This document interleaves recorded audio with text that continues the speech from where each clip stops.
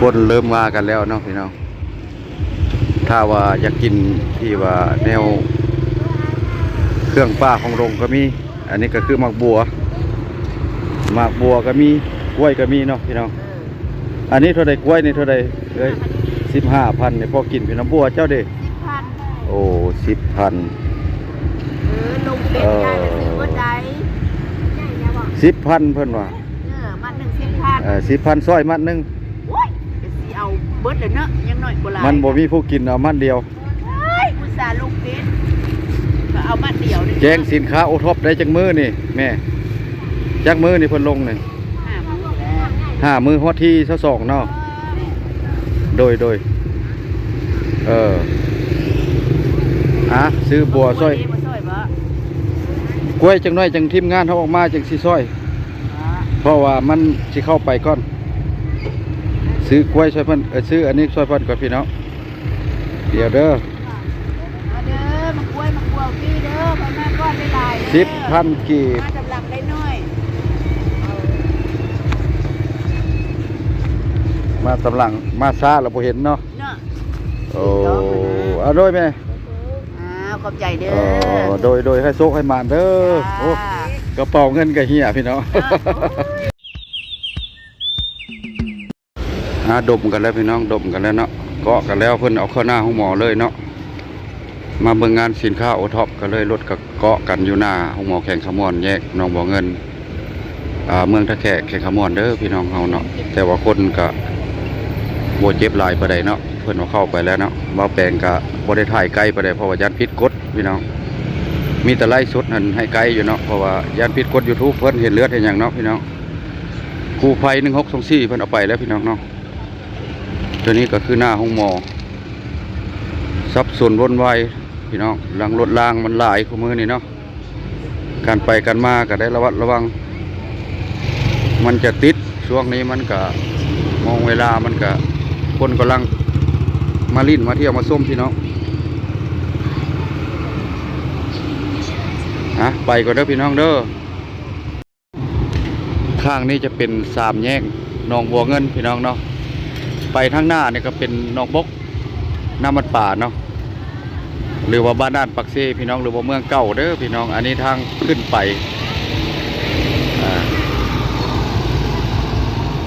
อาหารหลายอย่างพี่น้องเนาะเป็นข้าวจีลูกสิ้นคอนดอกมีเพิ่นขายตลอดเวลาพี่น้องตู้กดเงินก็มีตู้ใบเทียมพี่น้องธนาคารการค้าหรือว่าลาวเบียดอิซิดาครบทีมงานหน้าห้องหมอนแข่งขมวนเฮาพี่น้องเนาะอย่าลืมอย่าพลาดพี่น้องเฮาตัวนี้ก็เป็นทางเข้าพี่น้องเนาะทางเข้าประตูห้องหมอถ้าว่ามาเยี่ยมคนเจ็บบทสบายก็สามารถเลาะตลาดโอท็อปได้เลยเนาะสินค้าเริ่มแต่มือแรกวันที่22พี่น้องเนาะ2025เกี่ยมเข้า2016เนาะพี่น้องเฮาแข่งขมวนเฮาอย่าลืมอย่าพลาดพี่น้องเนาะ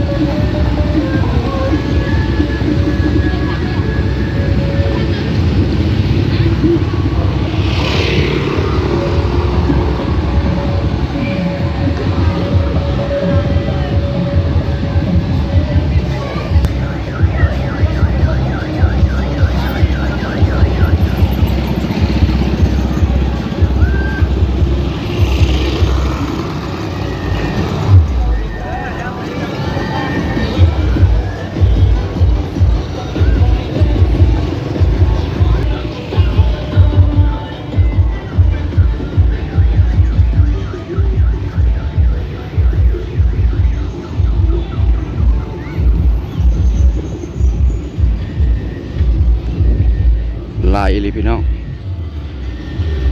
ครับเปลี่ยนบรรยากาศกลางคืน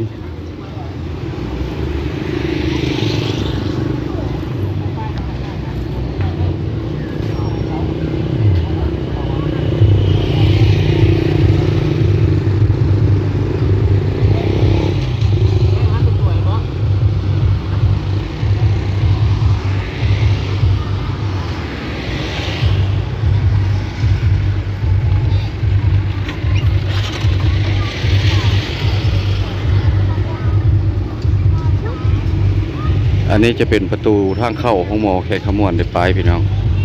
แนวกินซุกก็มีข้าวซุกก็มีเด้อพี่น้องถ้าว่าเพิ่นขายกันตลอด24ชั่วโมงพุ่นล่ะพี่น้องเนาะ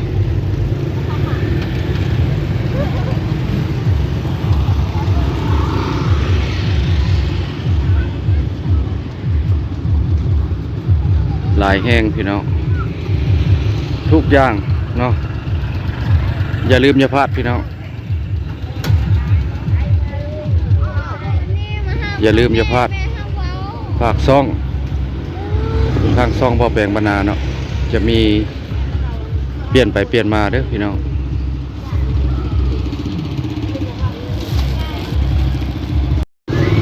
หลายเลยพี่น้องคนหลายเลย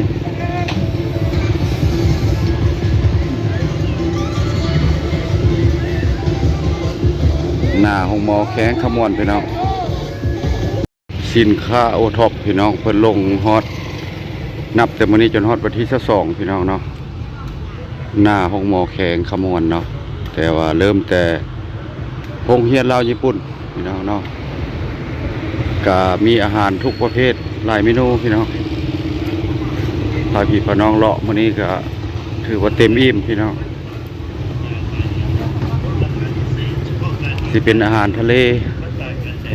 ก็มีเนาะอาหารเมนูลาวเฮาก็มีทุกชนิดเนาะพี่น้องอย่าลืมอย่าพลาดพี่น้องมาเที่ยวมาชมให้ได้เนาะสินค้าเสื้อผ้าก็เป็นด้านหนึ่งเนาะอาหารด้านหนึ่งพี่น้อง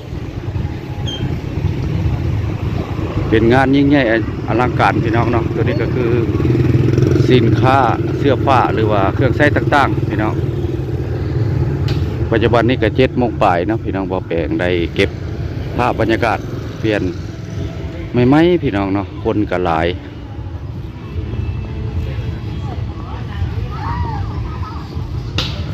ให้พี่ให้น้องได้เห็นบางคนอาจสิบ่ฮู้เนาะ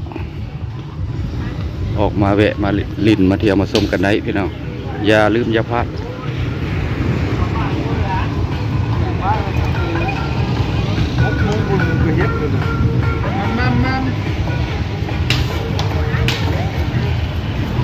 ส่วนมากก็ว่าแปลงกับบได้สู้เจ้าจงราคาเนาะเพราะว่าบได้ค่อยซื้อเพิ่นพี่น้อง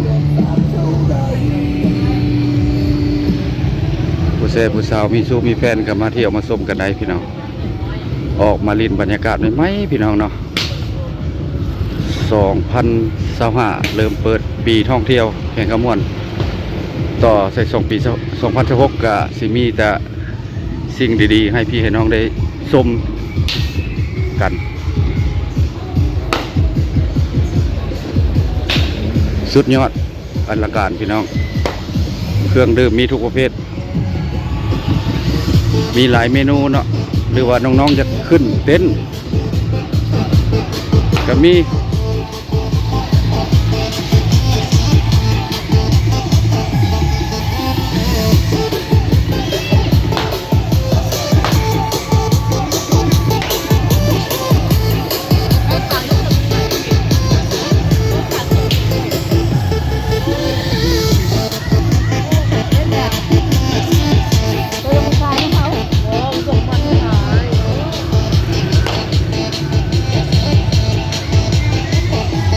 ภาพนี้จะเป็นภาพกลางคืนบ่จะแจ้งไปไหนเด้อพี่น้องเนาะตามอาศัยดอกไฟเนาะคนเริ่มมากันแล้วเนาะพี่น้องถ้าว่าอยากกินที่ว่าแนวเครื่องป้าของโรงก็มีอันนี้ก็คือหมากบัวก็มีกล้วยก็มีเนาะพี่น้องอันนี้เท่าใดกล้วยนี่เท่าใด15,000เนี่ยพอกินพี่น้องบัวเจ้าเด้10,000โอ้10,000ลงเป็นได้ไปซื้อบ่ได้10,000เพิ่นว่ามัดหนึ่ง10,000 10,000ซอยมัดหนึงโอ้ยสิเอาเบิดเนาะยังน้อยกว่าหลายมันบ่มีผู้กินเอามัดเดียวอุตส่าห์ลงเป็นก็เอามัดเดียวแจ้งสินค้าโอท็อปได้จักมื้อนี่แม่จักมื้อนี่เพิ่นลงนี่5 มื้อฮอดที่22เนาะโดยซื้อบัวซอยกล้วยจังน้อยจังทีมงานเขาออกมาจังสิซอยเพราะว่ามันสิเข้าไปก่อน ซื้อกล้วยช่วยเพิ่นซื้ออันนี้ช่วยเพิ่นก่อนพี่น้องเดี๋ยวเด้อ เอาเด้อ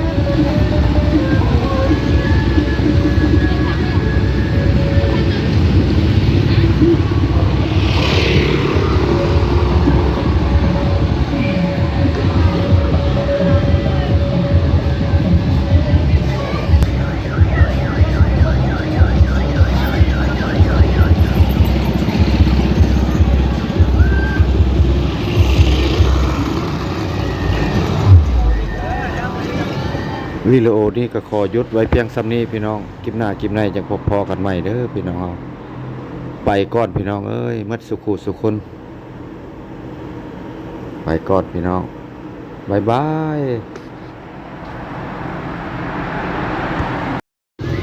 ไหลเลยพี่น้องคนไหลเลย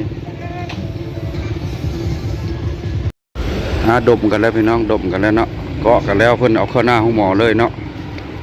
มาเบิ่งงานสินค้าโอท็อปก็เลยรถกับเกาะกันอยู่หน้าห้องหมอแข่งขมอนแยกหนองบ่อเงินเมืองตะแคกแข่งขมอนเด้อพี่น้องเฮาเนาะแต่ว่าคนก็บ่เจ็บหลายปานใดเนาะเพิ่นเอาเข้าไปแล้วเนาะบ่าวแปลงก็บ่ได้ถ่ายไกลปานใดเพราะว่ายันผิดกฎพี่น้องมีแต่ไล่สดนั่นให้ไกลอยู่เนาะเพราะว่ายันผิดกฎ YouTube เพิ่นเห็นเลือดเห็นหยังเนาะพี่น้องกู้ภัย1624เพิ่นเอาไปแล้วพี่น้องเนาะตัวนี้ก็คือหน้าห้องหมอสับสนวนวายพี่น้องหลังรถรางมันหลายคู่มือนี่เนาะการไปกันมาก็ได้ระวัดระวังมันจะติดช่วงนี้มันก็มองเวลามันก็คนกำลังมาลิ้นมาเที่ยวมาส้มพี่น้องไปก่อนเด้อพี่น้องเด้อ